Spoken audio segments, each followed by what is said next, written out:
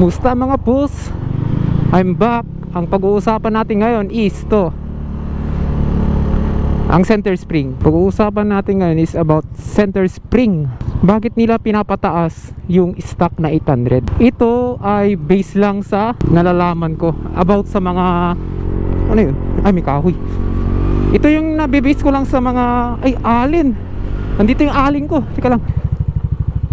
Alin ridge nga. Buti hindi nahulog. Ito ay base lang naman sa na-experience ko. Bakit nagpapalit ng center spring yung mga stock na ito, motor? Number 1, iba-iba ang uri ng center spring. Kasi yung stock, mostly ang stock is 800. Tapos yung iba, nagpapalit, ginagawa nilang 1K, 1.2 or 1.5 mostly. Bakit nga ba nila pinapalitan ng 1.5? Nagpapalit sila ng spring para mas mabilis yung top speed. Yun yung basihan doon. Yung iba naman, nagpapataas sila ng spring para tumaas yung arangkada. Kasi nakatry na rin ako ng 1,000, 1.2, 1.5. Syempre, stock 800, mabagal yung arangkada. Yung mga tuner kasi, or yung mga nagpapalit ng sidings, nagpapatigas ng center spring, gusto nila yung ma-RPM. Kasi kung ma-RPM yung inyong motor, meaning more power. Doon, naniniwala din ako doon. More RPM, more power. Kasi mas nasasagad niya yung belt sa likod, pataas. At mas mabagal yung angat niya. Yung iba medyo alanganin ang 1.5 RPM sa kanilang motor. Lalo na kung yung kanilang CC is 115 or 125. Kaya yung pinaka maximum nila na center spring, like click 125, mga MIUI 125, 1,000 to 1,200 RPM lang. Yun lang yung pinaka sagad sa ganong CC. Kasi kung ilalagyan mo siya ng 1.5, masyado na siyang masikip, hirap na yung makina, iiyak na siya eh. Kaya yun lang yung pinaka maximum niya. Pero sa mga 150 hanggang 160, like Aerox, ito si NMAX natin na si Chichi, mga PCX 160, 150, Click 150, Click 160, at yung mga ADV na 150, 160, pwede sila mag 1.5 sa center spring. Kasi yung kanilang displacement is kaya nilang i-handle yung tigas ng spring. Hindi yung parang nahihirapan. Uy, dito pala yung SM oh. SM City of La Union. Ganun ang 150 at 160cc. Kaya niyang i-handle yung tigas ng spring. Parang to, yung ating si Chichi, naka 1.5, 1.2 to. 1.5 yung kanyang center. Yung kanyang clutch is 1.2. Pero next time na nating itapik ang clutch. Dito muna tayo sa center spring. Yung pinakamagandang kombi naman kung nagpapalit ka ng spring, dun sa flyball, rule of thumb, 1 or 2 lang.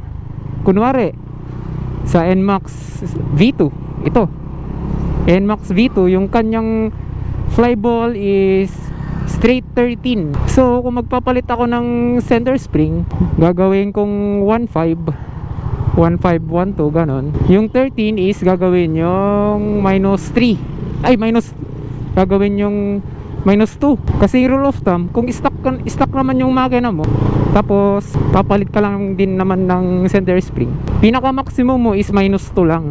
Dalawang number lang ang minus mo. Pero kung magko-combi ka naman na parang 810, 911, o yun, mga 912, ganon, okay din.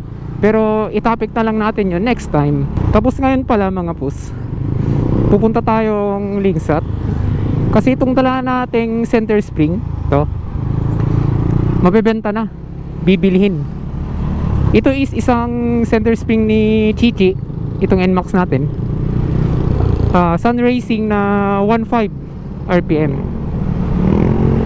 Wala lang, nagpalit lang ako, nagbiwin tayo eh, mas matigas siya. Pero ito parang 100 meters ko lang ginamit, tapos binenta ko kagad.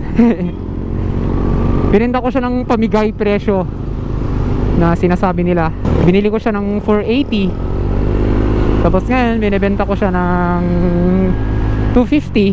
Pero yung nag-comment sa atin is sinabi kung kaya ng 200 boss para lang sa Aerox ko na V1, sige bigyan na natin para naman kahit papaano eh meron tayong good luck or good karma di ba?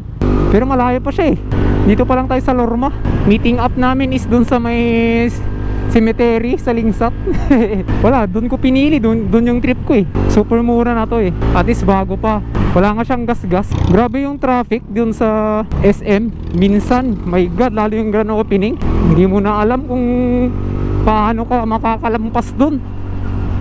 Meron yung isang time, kasama ko si Paul, yung naka ADV 160. Yung kwento doon, saktong grand opening ng SM. Nag-iaan kami kasi naghahanap din ako ng battery ng ating GoPro Hero 10. So yun, pumayag siya. Sinamahan niya ako hanggang doon.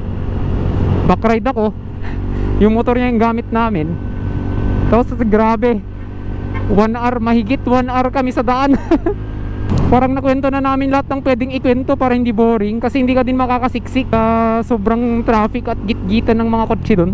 Tapos nung pauwi na naman kami, tapos nung naghahanap kami ng parkingan, ganun na naman. Walang usad yung mga kotse, mga single motor, oh my God.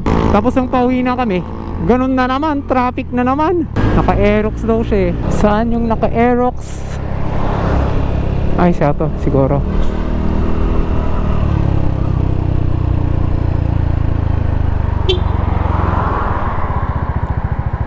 Boss?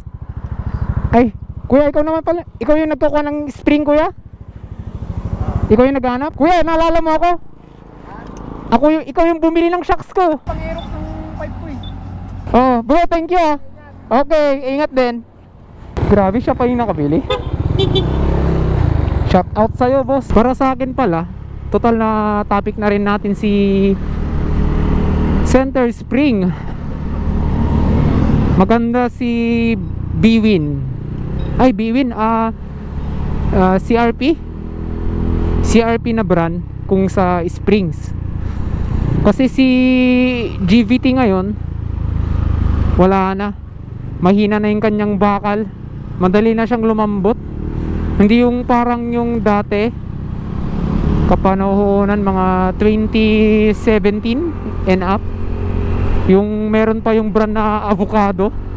Kung alam nyo yun, legend din yun. Isa si GVT sa pinakamatibay dati. Pero ngayon wala na eh.